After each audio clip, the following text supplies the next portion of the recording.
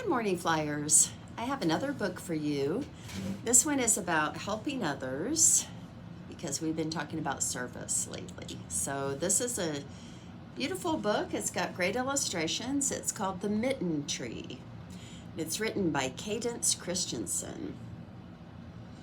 I was speaking to one of our second graders last night at conferences, and she asked what I would be reading next. And when I told her the name of the book, she said, I wonder if that is about a tree that grows mittens.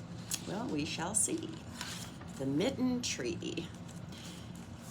There's a picture of a little family there. And then this is a picture of knitting. So knitting is a way of making things with yarn, something that I actually like to do, which is why I chose this book. I like to knit. And so does one of the characters in our book. All right, let's get started. At the end of a long lane in a tidy little house, old Sarah lived alone. Her children had grown up and moved away, but Sarah still remembered the mornings when she walked with them to the blue spruce tree where they waited for the school bus. Now each morning she opened her shutters and watched for new children to arrive. Okay, that's a nice little house. You have to look kind of close to see Sarah in the very top. She's an older lady. Her children have moved away, and she likes to look out the window and watch the children come to the bus stop in the mornings. Every chilly morning, Sarah pulled on her warm coat and started down the lane. As she walked past the children on her way to the mailbox, she wished they would smile or wave. But they never did. The children didn't even seem to notice her. Still, when she saw them, she couldn't help but smile. So right here, we might pick up on a little character trait about Sarah. She seems to be a little lonely. She lives alone. She's looking at the children and hoping they might wave and smile and say good morning, but no one does. That makes me kind of sad. One winter morning, after the first snow had fallen, all the children were making snowmen and throwing snowballs, all except for one little boy in a blue cap and coat. Even his boots were a dark shade of blue. He stood away from the others with his hands sunk deep in his pockets. When the school bus arrived, he lingered behind and was last in line. If you're lingering, you're waiting and going much slower than everybody else. As Sarah watched the little boy climb into the bus, she could see one thing. He had no mittens. Okay, you can see the little boy in blue. You see the other kids having a great time. Snowmen, snowballs. But he's just standing behind. Do you think he's not playing in the snow because his hands are cold? Probably. All that day, Sarah couldn't stop worrying about the little boy with no mittens. Late in the afternoon, as the sky grew dark, Sarah dug through the basket of yarn scraps that she had saved for many years. She found her needles and 4 shades of blue wool, and then Sarah began to knit. All right, so she can't stop thinking about the little boy. That tells me that Sarah has empathy. She is thinking about others. She is trying to imagine how he must feel not being able to play with the others in the snow and his cold hands. And instead of just thinking about it, she decides to do something about it, which is what we do when we serve others. We look for what they might need and we try to help. Sarah worked late into the night. When the sun began to rise, she hurried to the bus stop and hung the mittens on the old blue spruce tree. From behind the hedge, Sarah watched. So that part might surprise you a little. She didn't put it in a package and bring it to him. She didn't hand it to him on his way to the bus stop. She hung them in the tree and then she hid behind it to watch. The little boy was the first to arrive.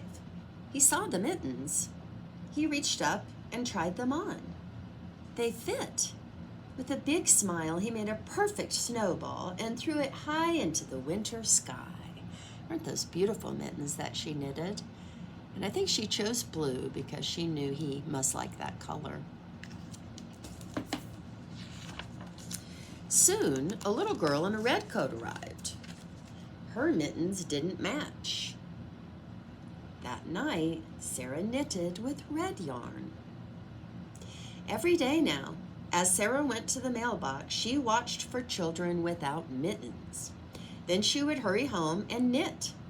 Early in the morning, she would hang the new mittens on the tree. The children loved this game. Every day, they would search under every branch and bow for another pair of mittens. Once or twice, Sarah thought that the boy with the blue mittens had seen her, but he always looked away. All right, Sarah has come up with a way to help others, and she's not calling attention to herself. We don't always have to be front and center. Hey, look at me, I'm helping. We can just quietly help sometimes, and it's still just as wonderful, and in this case, maybe a little more fun, because the kids just come out and find these surprise mittens. Night after night, Sarah knitted mittens in every color. Some had stripes, some had hearts, and some even had little snowflakes all around them. Somehow, even though she never spoke to the children, Sarah felt that they had become her new family. Oh, this is just a sweet picture. It shows Sarah alone in her home. She's got a she's got a kitty at least. Yeah, kitty's wearing mittens, my goodness, to keep her company. But she's pretty alone. But she spends her time helping others in a way that she can, using her talents, which is knitting, to help others. And I like how it says she started to feel like they were her family. When we help people, we feel connected to them. We feel like they're part of our community. On the last day before winter vacation, Sarah awakened before dawn. She took the empty basket that had once held her yarn and filled it to the brim with mittens.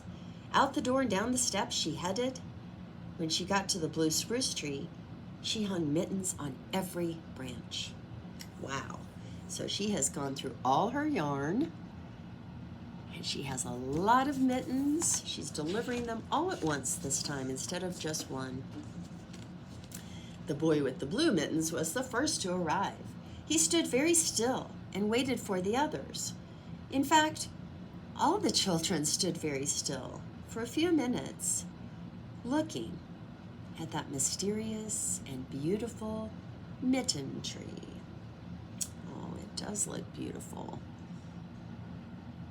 You know, they've never seen lots of them on there. I think the color against the green must look so pretty. When they boarded the bus, each child now wore a new pair of mittens. Sarah watched as one by one their faces appeared in the bus windows. But still, no one looked her way as she started home. So she's able to give to them and feel good about that. But she still might feel a little lonely. She still hasn't been spoken to or given a smile. But even though Sarah's heart was full, it was as full as when she had sounds of her own children filling her home. That's what doing something for others can do for you. It can fill your heart up and make you feel so happy inside. As Sarah neared her porch and climbed the steps, she saw something was waiting for her. There, in the corner, was a basket woven with thick brown vines and decorated with a large white bow. In it were balls and balls of beautifully colored yarn. Oh my goodness, now she's gotten a surprise gift. You can just look and see how happy that makes her. To this day, Sarah knits mittens for all of the children in her town, and every time her basket is empty, a new full one appears. Do you think it's the children giving her that yarn? I do. I think they learned a lesson about giving from her. Sarah doesn't know who the yarn is from. The children don't know who the mittens are from. But someone must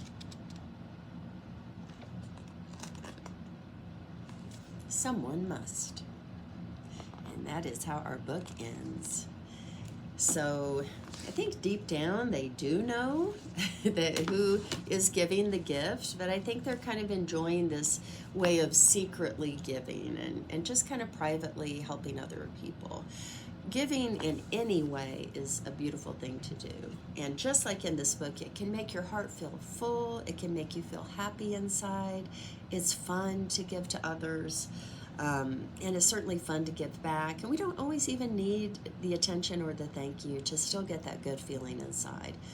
So I love this book. It's a nice way to think about giving to others. And also, I just think a little message in this book, it would be nice if the children at the beginning had smiled and said hi to her. Always look for people that look like they might need a friendly hello. Somebody in the hall at school, somebody in your neighborhood. If you're shopping with your parents, and smile and say hi to the cashier. People love that. So let's continue to help others in all kinds of ways, secret and the kind that are in person. I love to see when you give to others. Thank you so much for always trying your best to do that. I'll be back soon with another story. Hope you have a great day.